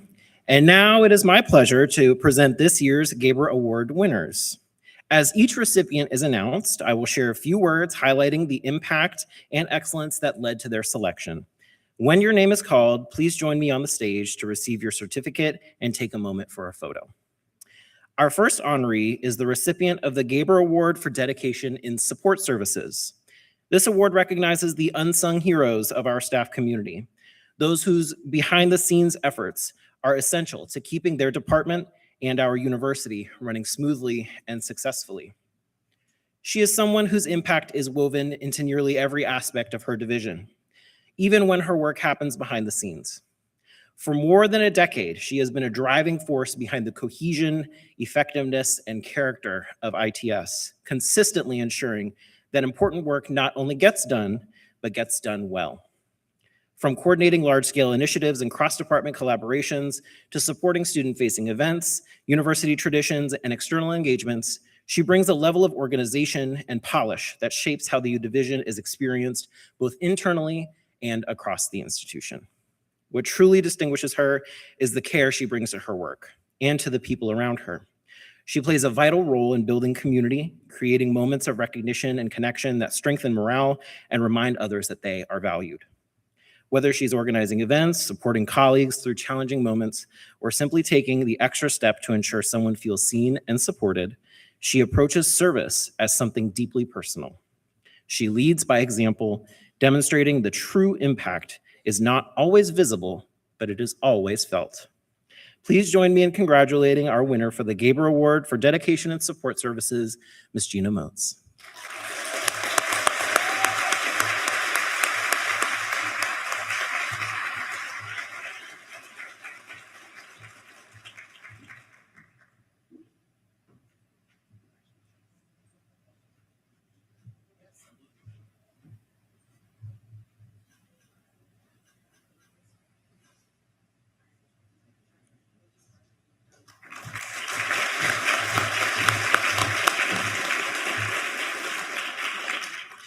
Our next honoree is the recipient of the Gabriel Award for Collaboration and Impact.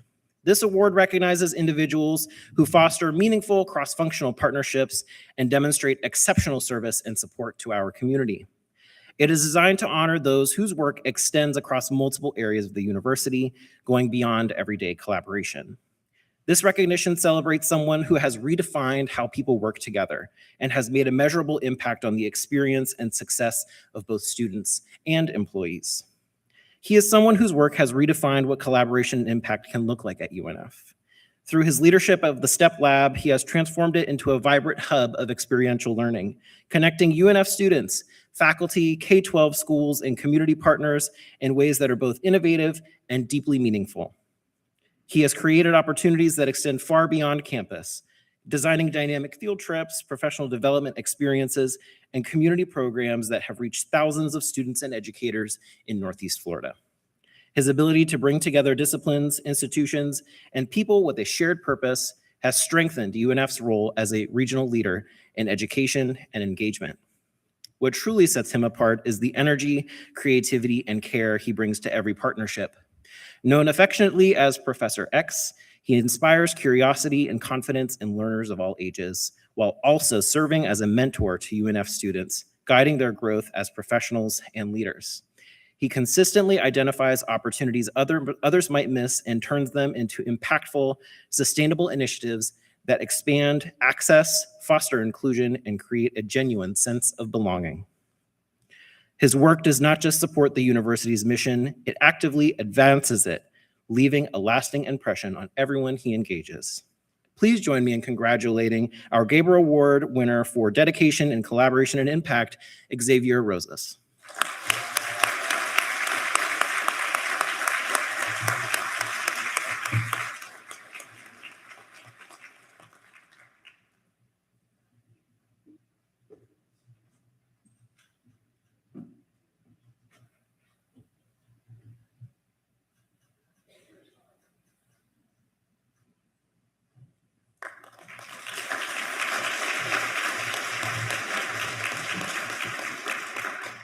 Our next honoree is the recipient of the Gabriel Award for Campus Enrichment.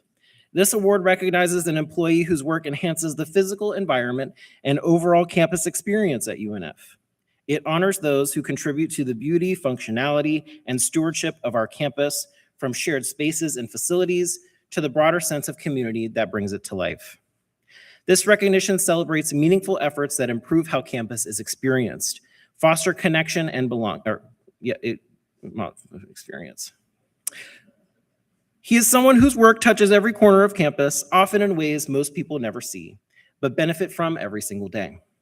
Through his stewardship of our campus and his critical role in fire and life safety, he helps ensure that our university remains a place where students, faculty, and staff can learn and work with confidence. It is a level of safety and reliability that many of us take for granted, yet it depends on his precision, consistency, and unwavering commitment to excellence. From fire alarm systems to extinguishers and beyond, his work ensures that the systems we rely on are always ready when it matters most.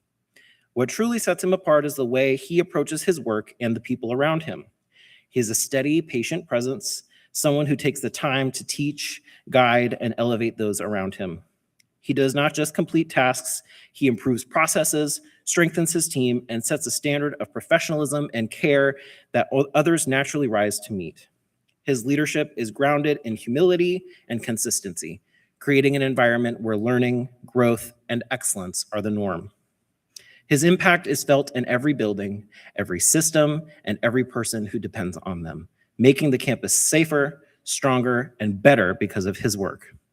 Please join me in congratulating our Gabriel Award winner for dedication in campus enrichment, Williams Toledo.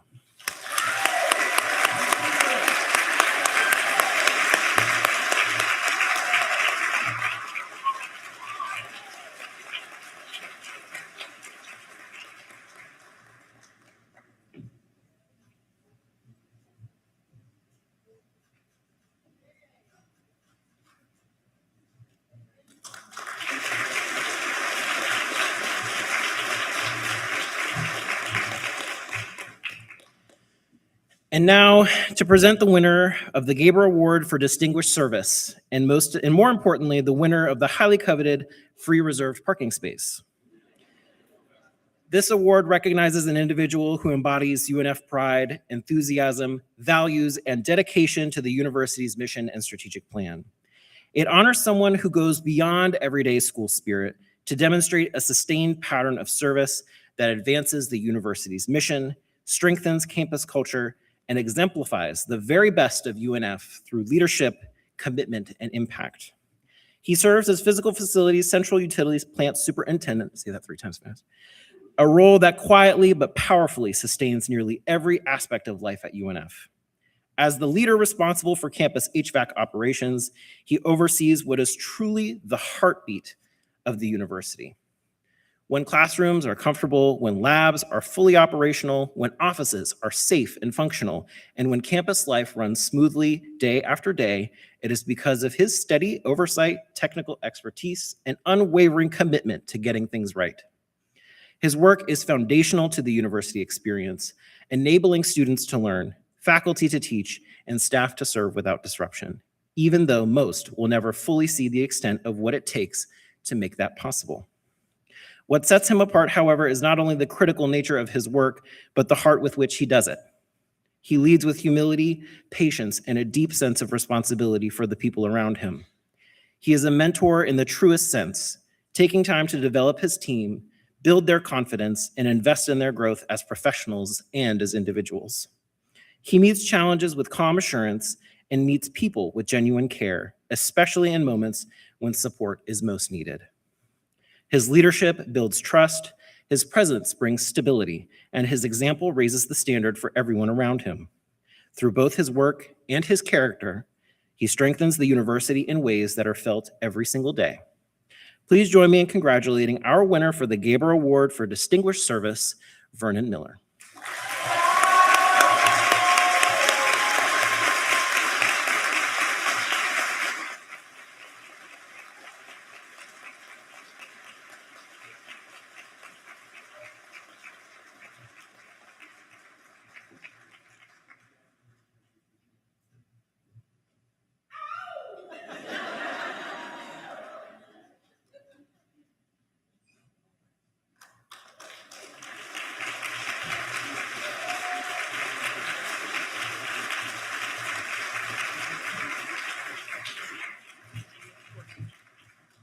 All right.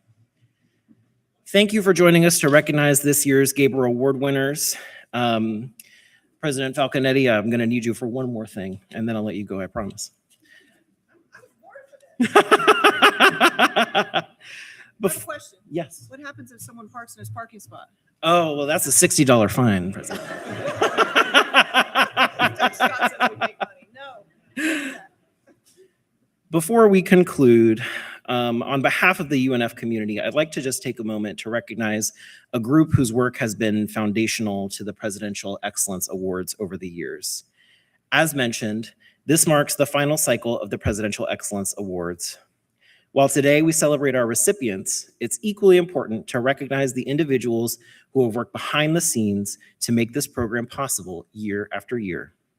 The Presidential Excellence Awards Committee has dedicated countless hours to reviewing nominations, ensuring a thoughtful and fair process, and upholding the integrity and impact of this recognition program.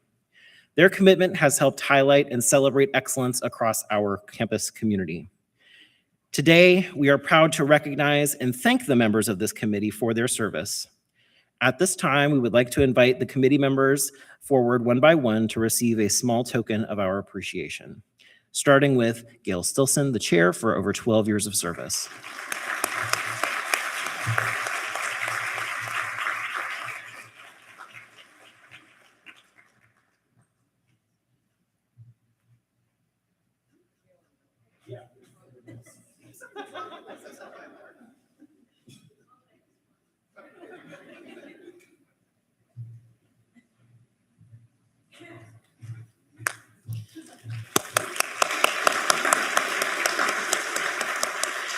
Sunshine Isbell for over 4 years of service.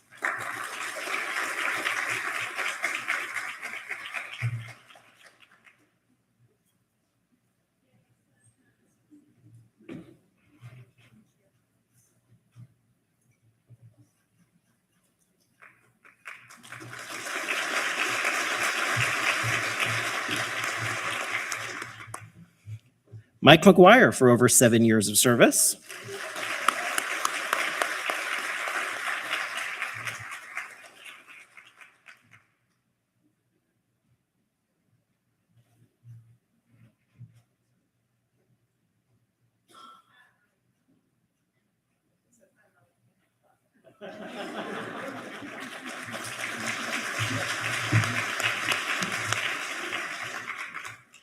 Jessica Overton for over 5 years of service.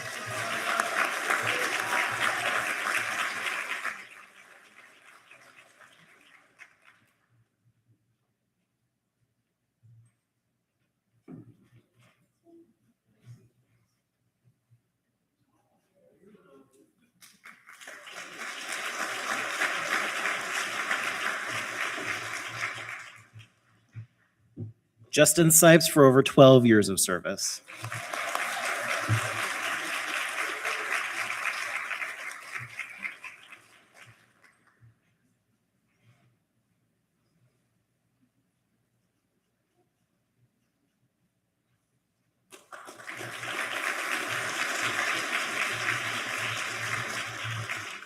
And last but not least, Kelly Woodall for 9 years of service.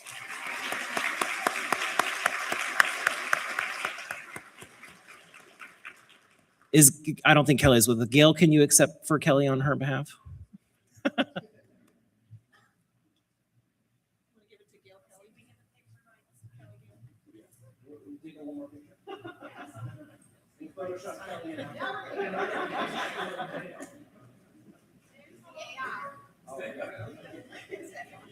Yeah, we'll just put Kelly's head in.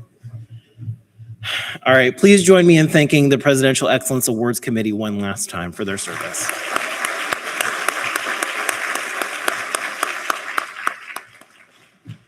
All right, and President Falconetti, I think that concludes our service for today, and I'm going to invite Mr. Kelly Harrison back up to call the raffle prizes for today. Very important work.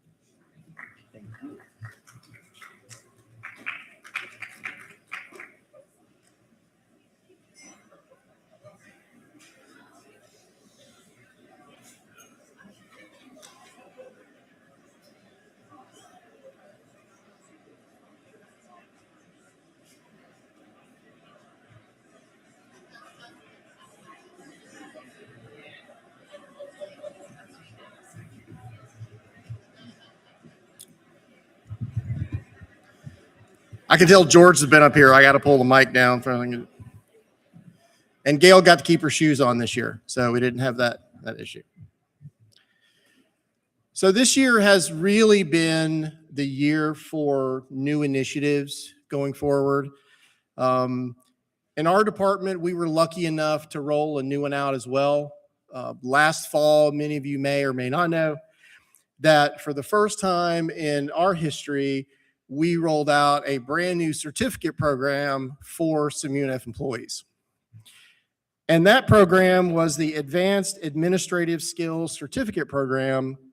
And the first cohort started on last fall, and many of them are here with us today. I'd like to recognize them as I refer to them as the first 14. Please stand and be recognized.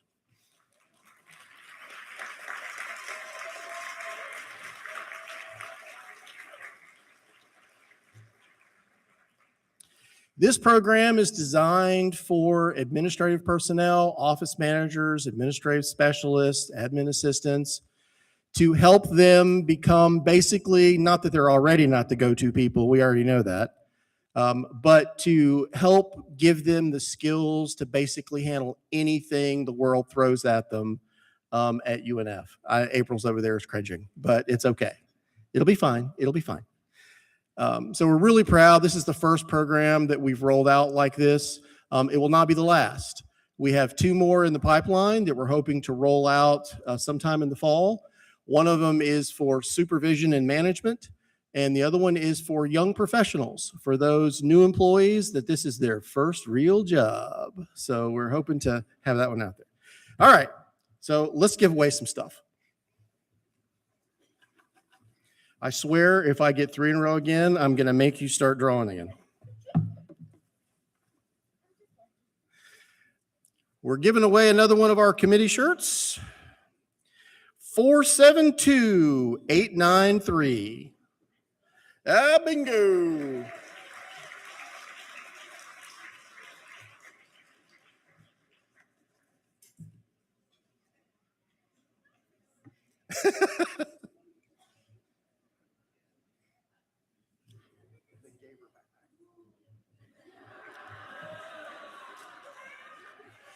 That's right. Make all your friends jealous. All right, the next thing we're giving away is a Gaber backpack, courtesy of Gaber. 472922.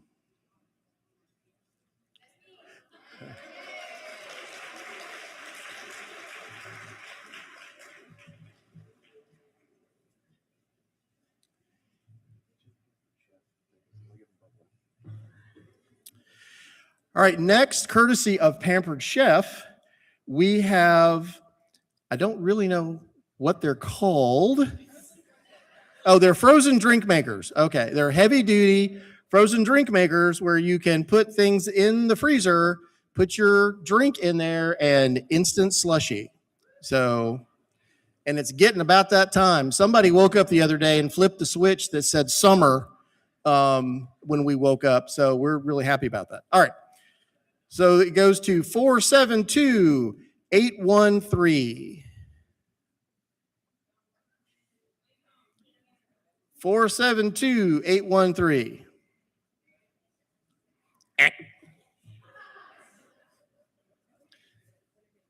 Yeah. 472738.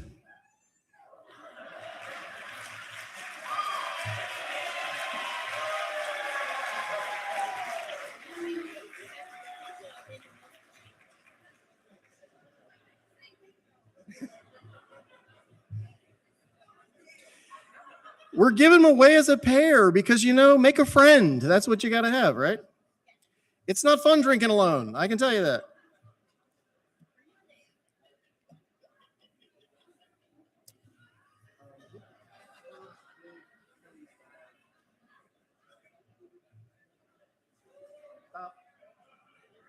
No, the next one. Yeah, that one. All right, so we're going to pick from the normal bingo submissions today. No, I told you blackout is this afternoon.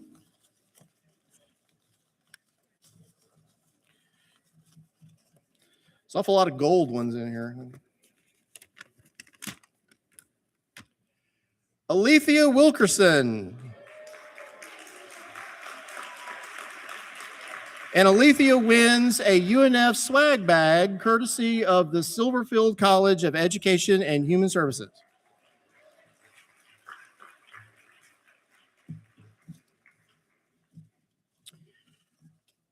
We're going to pick another bingo winner. And we've got another bag courtesy of Voya. Very nice bag there. It's like a duffel. Yes, it's a duffel.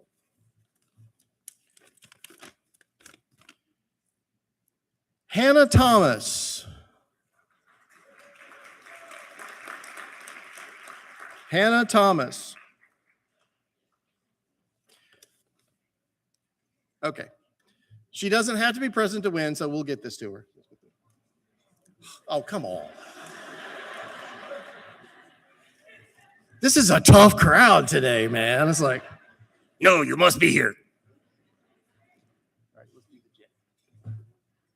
All right, the last thing we're gonna give away, and then we'll let y'all get back to your break and your next sessions, is 2 jars of homemade jelly, strawberry and grape, courtesy of Sweet Sensations out there. Oh, come on. 472985.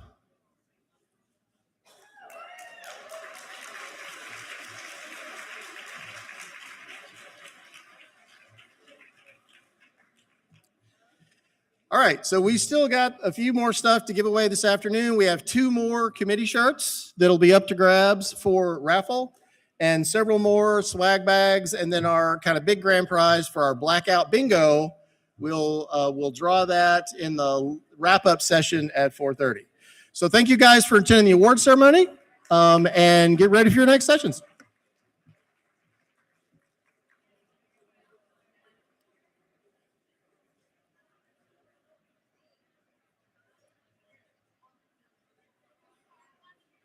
There you go. Sure.